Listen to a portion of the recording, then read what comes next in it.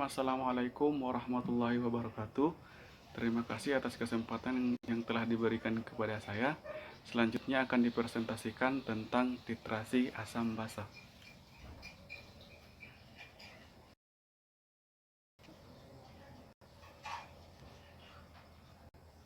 Sebagai pendahuluan, sebelum kita mengerti apa itu titrasi asam basa, alangkah baiknya kita tahu.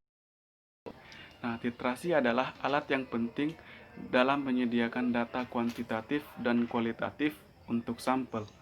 Nah, salah satu jenis titrasi yang umum digunakan dalam suatu titrasi adalah titrasi asam basa.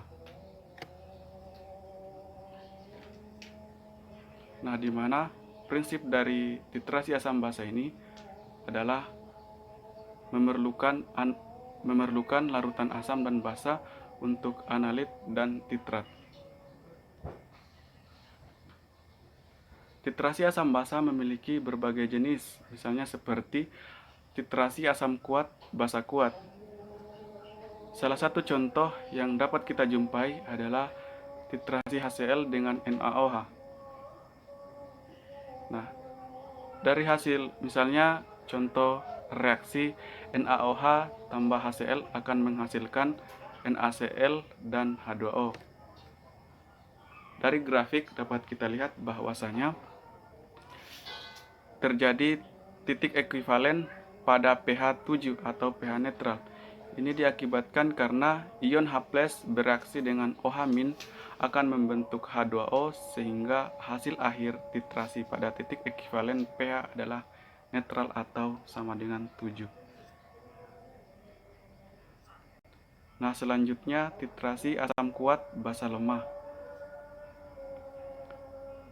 Contoh dari titrasi ini adalah asam klorida sebagai asam kuat dan larutan amonia sebagai basa lemah. Dari grafik dapat kita lihat bahwasanya titik ekuivalen pada titrasi asam kuat basa lemah umumnya pada pH 5 atau 5,5. Nah, pada akhir titrasi ini terbentuk garam yang berasal dari asam lemah dan basa kuat. Nah, selanjutnya titrasi asam lemah dan basa kuat. Contoh dari titrasi ini yaitu titrasi CH3COOH sebagai asam lemah dan NaOH sebagai basa kuat, sehingga akan membentuk garam yang bersifat basa. Nah, dari grafik dapat kita lihat bahwa titik ekuivalen pada contoh titrasi ini, pada titrasi asam lemah basa kuat, yaitu berkisar pada pH 9. Nah, selanjutnya asam lemah dan basa lemah. Contoh dari asam lemah dan basa lemah ini dapat kita lihat pada titrasi asam asetat sebagai asam lemah dan NH4OH sebagai basa lemah, sehingga membentuk garam yang berasal dari asam lemah dan basa lemah. Nah, titik ekuivalen pada titrasi asam lemah dan basa lemah yaitu pada pH 7. Untuk memudahkan atau lebih mengerti lagi tentang titrasi asam basa, berikut adalah berbagai contoh soal. Nah, dari contoh soal dapat kita simak atau dapat kita lihat bahwa kristal KHP diketahui kristal KHP seberat 2,3031 gram dan MR-nya sebesar 204 gram per mol. Volume larutan tersebut sebanyak 250 ml dan dikonvers ke liter menjadi 0,25 liter. Selanjutnya, volume titrasi sebanyak 13,9 ml dan volume pipet sebanyak 25 ml dan ditanyakan molaritas atau kadar H2SO4. Dari soal dapat kita lihat bahwasanya larutan NaOH digunakan untuk menentukan kadar H2SO4. Nah, yang artinya dari soal ini kadar H2SO4 sama dengan kadar NaOH, sehingga dapat kita lihat bahwa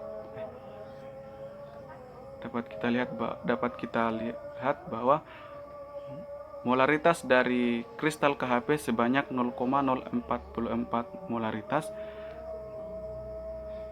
di mana mol kristal KHP ekivalen dengan mol NaOH, sehingga kadar dari NaOH atau kadar dari H2SO4 dapat dicari atau dapat ditentukan sebanyak 0,082 molaritas. Nah, selanjutnya contoh soal berikutnya yaitu 200 gram asam benzoat, 200 mg asam benzoat dilarutkan dengan 30 ml dimetil formamida dan ditambahkan 3 tetes indikator biru timol 1%. Nah, selanjutnya dititrasi dengan natrium metoksida sehingga berubah warna kuning biru dan didapatkan volume titrasi 16,20, lalu dilakukan titrasi blanko dengan volume 0,10 ml.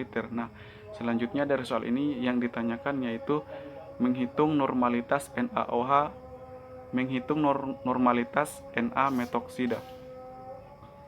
Nah, dengan menggunakan rumus normalitas sama dengan massa per volume, di mana massanya sebanyak 1,6380 dan volumenya sebanyak 16,20, sehingga normalitas dari Na metoksida didapatkan sebanyak 0,1011 normalitas. Nah, itulah yang dapat saya sampaikan. Lebih dan kurangnya mohon dimaafkan. Wabillahi taufik wal hidayah. Wassalamualaikum warahmatullahi